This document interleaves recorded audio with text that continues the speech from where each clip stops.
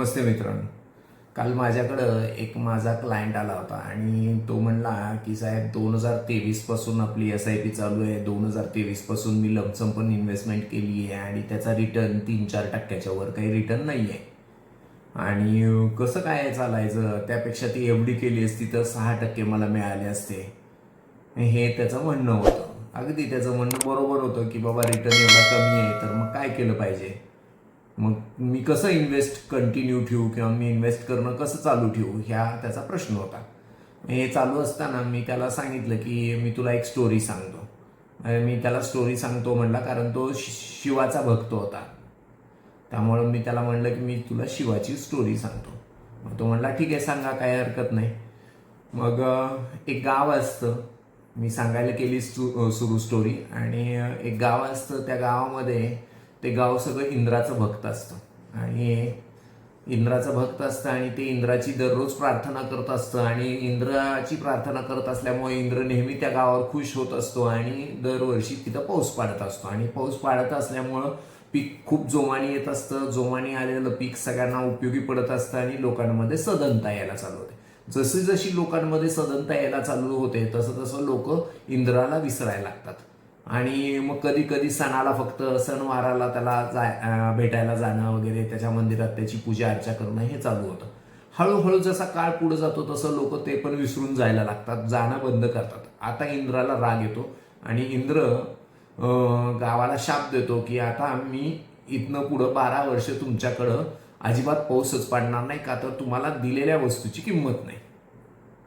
आता लोक घाबरून जातात. मग लोक परत परत प्रचंड दयावया करायला लागतात इंद्राची आणि इंद्राला म्हणतात आमचं चुकलं, आम्ही तुमची पूजा अर्चा केली नाही, पण आम्ही आता नक्की करू, तर तुम्ही ह्याच्यावर काहीतरी मार्ग द्या. तो म्हणतो आता मी तर ऑलरेडी शाप दिलाय, त्यामुळे मी काही करू शकत नाही. पण मी त्याला एक काय म्हणतात त्याला, शापाला उपशाप देतो.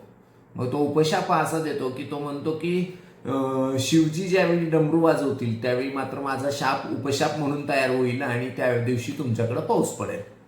मग लोकांना वाटतं की शिवजी डमरू मधनं वाजवतातच, होऊन जाईल आपली सोय. पण तसं शिवजी फारसं काही डमरू वाजवत नसतात. आणि त्यामुळं मग डमरू वाजवत नसतात. त्यावेळी इंद्रही शिवजींना जाऊन भेटतो आणि शिवजींना सांगतो की या लोकांना थोडीशी अद्दल घडवली पाहिजे, तर तुम्ही डमरू वाजवू नका. शिवजी पण म्हणतात ठीक आहे, काय हरकत नाही, मी नाही वाजवणार. पण हे सगळं आता 1 वर्ष जातं, 2 वर्ष जातं, 3 वर्ष जातं. लोकांना आता कळून चुकतं की 12 वर्ष पाऊस पडणार नाही आणि मग लोक वेगवेगळ्या बाकीच्या व्यवसायाला किंवा दुसरीकडे जायला चालू करतात. पण एक शेतकरी असतो, तो मात्र दररोज जात असतो, सगळं शेतीमधलं काम करत असतो, पेरण्यापासून सगळ्या गोष्टी करत असतो. मग आता लोक त्याला वेड्यात काढायला लागतात की अरे सरळ इंद्राने येऊन सांगितलं की 12 वर्ष पाऊस पडणार नाही, तर तू हे दररोज करून काय फायदा आहे, काहीच फायदा नाही. पण तो काही ऐकत नसतो.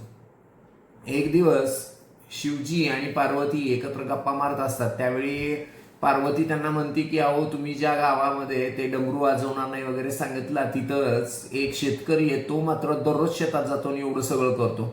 कसं काय बघा बरं, त्याला एवढा विश्वास कसं काय राहिलाय आणि कसं काय त्याचं चाललंय. तर मग शिवजी म्हणतात की ठीक आहे बघू.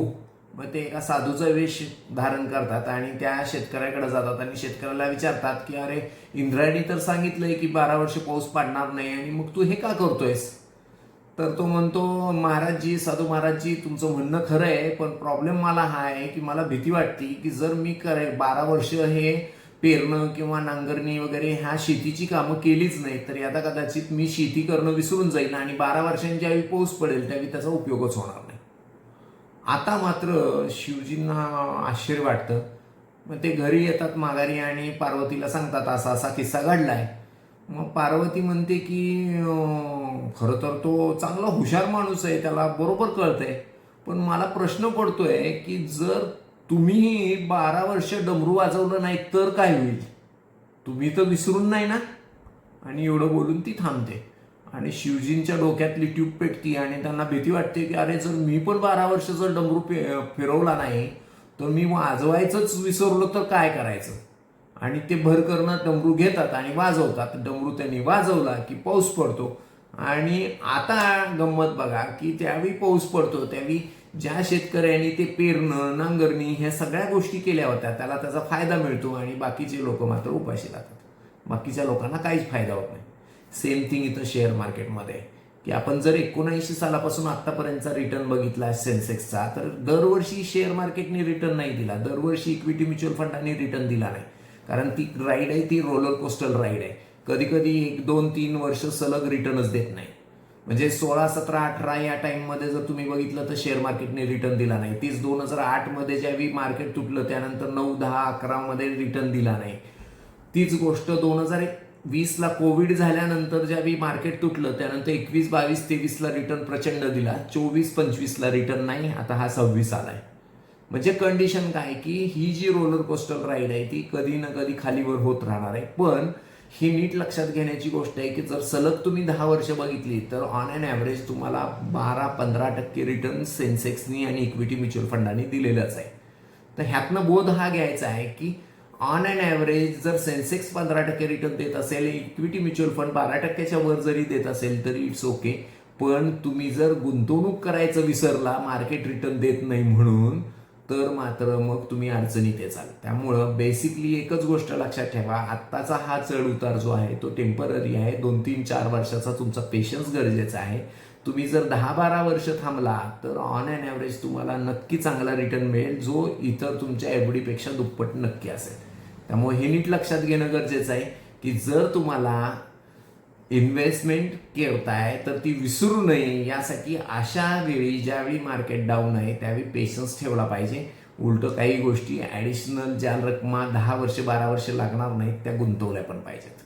मला वाटतं ह्या स्टोरीतनं तुमच्या लक्षात आलं असेल की डमरू वाजवायचा विसरला तर पंचायत होईल, तसंच इन्व्हेस्टमेंट करायचा विसरला तर बॅड लकीली भविष्यामध्ये ज्या माझ्या गरजा आहेत रिटायरमेंट, चाइल्ड एज्युकेशन ह्याच्यासाठी मला अडचणी निर्माण होतील.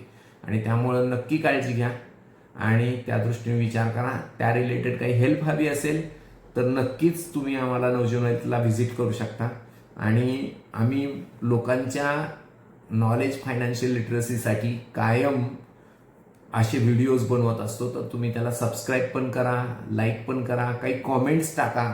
तुमचे कॉमेंट्स हे आम्हाला एक नवीन ऊर्जा देऊन जातात असेच व्हिडिओ बनवण्यासाठी. थँक्यू.